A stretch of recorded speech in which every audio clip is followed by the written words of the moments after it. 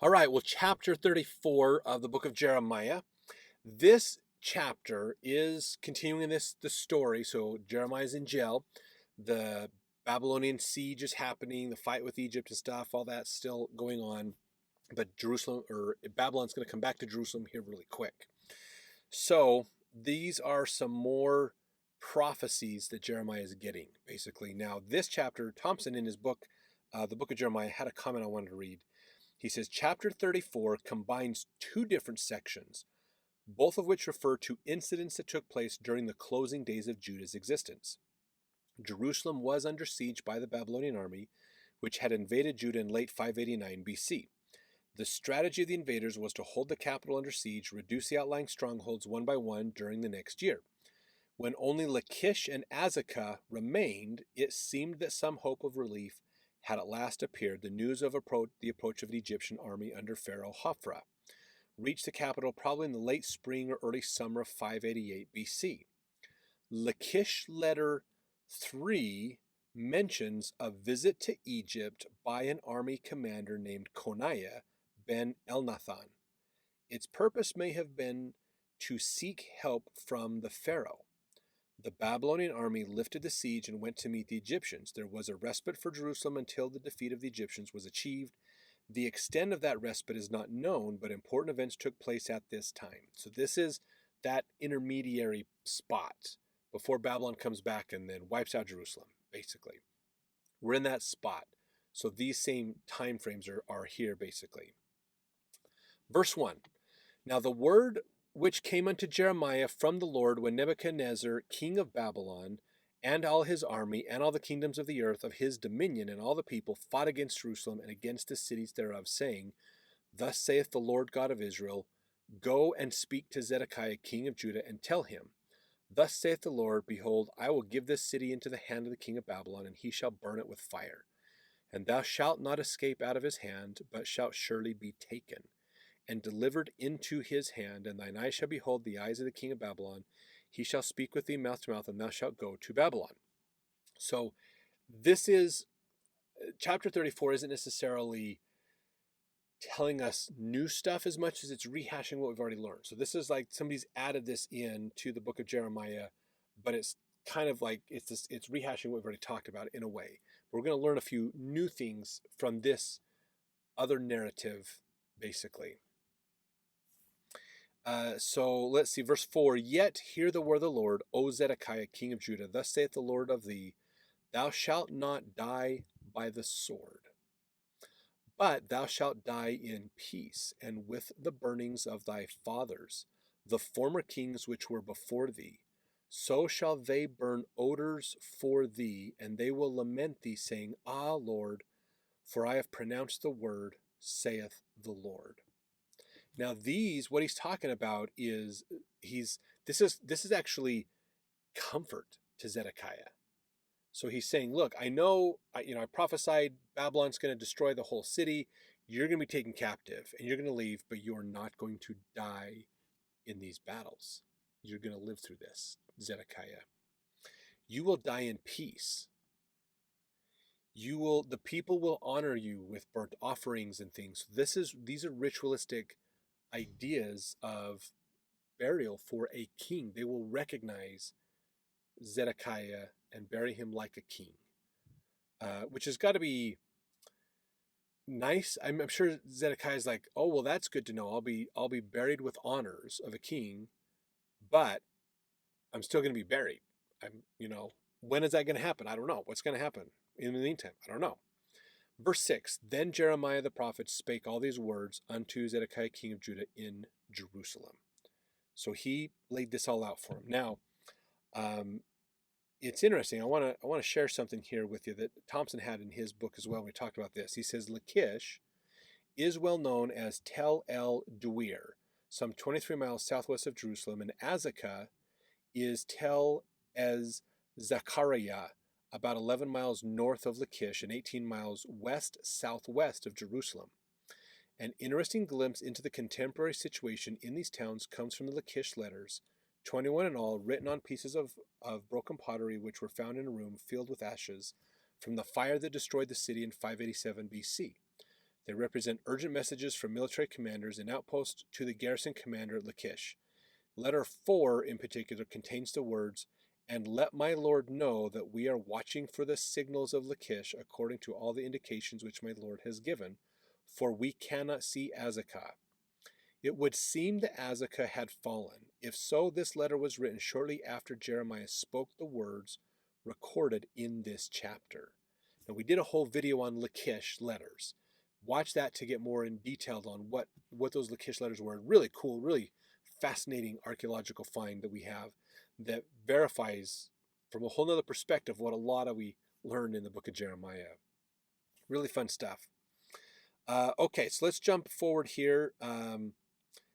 Verse 6, then Jeremiah the prophet spake these words. Verse 7, then the king of Babylon's army fought against Jerusalem and against all the cities of Judah that were left, against Lachish, against Azekah, for these defense cities remained of the cities of Judah.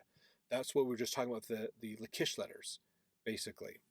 Verse 8, this is the word that came unto Jeremiah from the Lord, after that the king Zedekiah had made a covenant with all the people which were at Jerusalem to proclaim liberty unto them. Now you got to think about this. Sidney Sperry, in his book Voice of Israel's Prophets, put this thought together that goes along with what we just read. He said, during the early period of the siege of Jerusalem, the men of the city released their Hebrew slaves. This is important, okay? So Zedekiah made a covenant with the people to proclaim liberty unto them. This is what he's talking about here. Okay, in fact, let me read verse 9 because it'll clarify this a little. That every man should let his manservant and every man his maidservant, being an Hebrew or an Hebrewess, go free, that none should serve himself of them, to wit, of a Jew his brother. So Zedekiah went to the people saying, let your servants go, let all the slaves go, let them fend for themselves, because we're not going to win this battle, basically. So here's what happens. Okay, this is what Sidney Sperry said. He said, this may have been done partly because the old law required the release of slaves as provided in Exodus 21 and Deuteronomy 15, and partly because the need of manpower to defend the besieged city. So the slaves couldn't leave. They couldn't go unless their master said to go. So they couldn't go fight. They couldn't go help. And so Zedekiah's like, let the slaves go. Let them be free so they can help everywhere and be a part of our effort to deal with Babylon. So Sidney Sperry said, at any rate, the release was guaranteed by a solemn covenant. Then the advance of the Egyptians seems to have caused the Babylonians to lift the siege. In spite of their solemn oath, and by ignoring the claims of brotherly love and ordinary justice, the men of the city proceeded to re-enslave their unfortunate brethren. This unrighteous act immediately brought down the Lord's denunciation and terrible condemnation. That's what's happening now, basically. So they were told, go free to help out. Then Babylon suddenly moves over to go fight the Egyptians, and they go, oh, just kidding. We need you to be slaves again. We may come out of this and win. That's sad. That's sad. You're more worried about your wealth. Oh, we might win. I want my wealth back. That's kind of what's happening here, basically. So that's the problem. In fact, Thompson made this comment about this. He says, the intention of the proclamation was that every slave owner should send away the free or release as free individual any male slave or female slave which belonged to a Hebrew. The Hebrew text spells out the details as follows. Every man to send away free his male slave, and every man his female slave, Hebrew or Hebrewess, so as not to keep in slavery a Jew his brother. The term Hebrew is significant. In the Old Testament, it was not normally used by the people of Israel of themselves, but appeared in periods in their history when they were in a condition of servitude, as in Egypt in pre-Exodus days and at the time of the Philistine domination. In the present context, Israelites were in a state of bondage and may have been known technically by the term Hebrew. The name is similar to that of Haparu peoples who feature in ancient Near Eastern documents over many centuries and in many lands.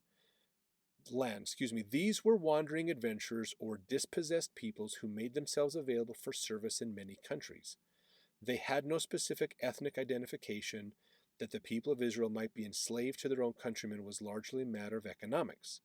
That's the thing of the idea of debts. Men in debt might accept a status of servitude till their debt was liquidated. So the people are in slavery to each other. Now the king is saying, let them go. Let them help in this military battle. But verse 10, and it says, now when all the princes and all the people which had entered into the covenant heard that everyone should let his manservant go, and everyone his maidservant go free, that none should serve themselves of any more, then they obeyed and let them go. But afterward they turned and caused the servants and the handmaids, whom they had let go free, to return, and brought them into subjection for servants and for handmaids. So they freed them, and then they brought them back, kind of an Indian giver type idea. Oh, we're going to let you go. Oh, guess what? We might actually win this battle. Come back. We want you to be slaves again. I need my wealth. I need my people around me. So verse 12, therefore the word of the Lord came to Jeremiah from the Lord, saying, thus saith the Lord, the God of Israel, I made a covenant with your fathers in the day that I brought them forth out of the land of Egypt, out of the house of bondmen, saying, at the end of 7 years let ye go every man his brother and Hebrew, which hath been sold unto thee, and when he hath served thee 6 years, thou shalt let him go free from thee. But your fathers hearkened not unto me, neither inclined their ear. So God is saying, I told them, you make this covenant, you let them go over a certain period of time. But they stopped doing that. They just kept him in servitude in perpetuity, basically. So verse 15, and now ye were now turned and had done right in my sight, in proclaiming liberty every man to his neighbor. And ye had made a covenant before me in the house which is called by my name. That's the temple, of course. But, verse 16, ye turned and polluted my name, and caused every man his servant, and every man his handmaid, whom ye had set at liberty at their pleasure, to return, and brought them into subjection to be unto you for servants and for handmaids. So they're supposed to let them go anyways in year 7, the Jubilee year, and they let them go to deal with the battles and fighting and all the stuff, the craziness that's going on. But then they brought them back into servitude, so they're not honoring the laws of God. They are doing what's best to help themselves be enriched and not doing what's best to help their fellow men out. That's the problem, basically. So they went back on their promise. They broke their own covenant. So verse 17, therefore thus saith the Lord, ye have not hearkened unto me in proclaiming liberty, every one to his brother and every man to his neighbor. Behold, I proclaim a liberty for you, saith the Lord, to the sword, to the pestilence, and to the famine, and I will make you to be removed into all the kingdoms of the earth. So what God is saying in verse 17 is basically, since you won't let the people be free, then I will let you be free to suffer. Basically, so a kind of a forced empathy. If you're not going to let them go, then I will make your life miserable. You're going to go into servitude. You're going to suffer at the hands of other people. So what goes around comes around. There's a karma in this. Verse 18, and I will give the men that have transgressed my covenant, which have not performed the words of the covenant which they have made before me, when they cut the calf in twain and passed between the parts thereof. Now, this might sound weird, but think about this, okay? This is remembering when Abraham was told to cut animals in half as showing that God could keep his promises. So this is the same as making a deal. They are to cut the deal as if to say, if I break my covenant, let God cut me in half. So that was kind of a thing in Abraham. We cut it in half. We do our deal between the two halves to kind of make a promise. If I break my promise, let God kill me, like we did this calf. So he's using that same visual thought, that image, in verse 18, basically, to bring the remembrance of that back up. Now, verse 19, he says, the princes of Judah and the princes of Jerusalem, the eunuchs and the priests, and all the people of the land, which passed between the parts of the calf, I will even give them into the hand of their enemies, and into the hand of them that seek their life. And their dead bodies shall be for meat unto the fowls of the heaven and the beasts of the earth. So Israel's breaking their covenant that they made long time ago. And so God is going to let them suffer the consequence of their broken covenant, basically, is what that's saying. Verse 21, and Zedekiah king of Judah and his princes will I give into the hands of their enemies, and into the hand of them that seek their life, and into the hand of the king of Babylon's army, which are gone up from you. So again, Babylons have left, but they're coming back for you, and you're going to be destroyed this time. Verse 22, behold, I will command, saith the Lord, and cause them to return to this city. That's bringing Babylon back to the city. And they shall fight against it, and take it, and burn it with fire. And I will make the cities of Judah a desolation without an inhabitant. So W.F. Albright, in his book, Archaeology of Palestine, page 160, made this comment. He said, many towns were destroyed at the beginning of the 6th century BC, and never again occupied. So that's this idea of desolation without inhabitant. Others were destroyed at the time and partially reoccupied at some later date. Still others were destroyed and reoccupied after a long period of abandonment, marked by a sharp change of stratum and by intervening indications of use for non-urban purposes. There is not a single known case where a town of Judah proper was continuously occupied through the exilic period. So this is looking at the archaeological evidence of this destruction, and it was all wiped out, and it wasn't used the same again after that, basically. So massive destruction that the people faced. So lots of destruction. So they're in that intermediary period still. So Babylon hasn't come back to finish the job. So let's continue to the next chapter as we learn what are some of the other things that are happening in this interim period between the first siege of Jerusalem and this second destruction that's going to happen, basically.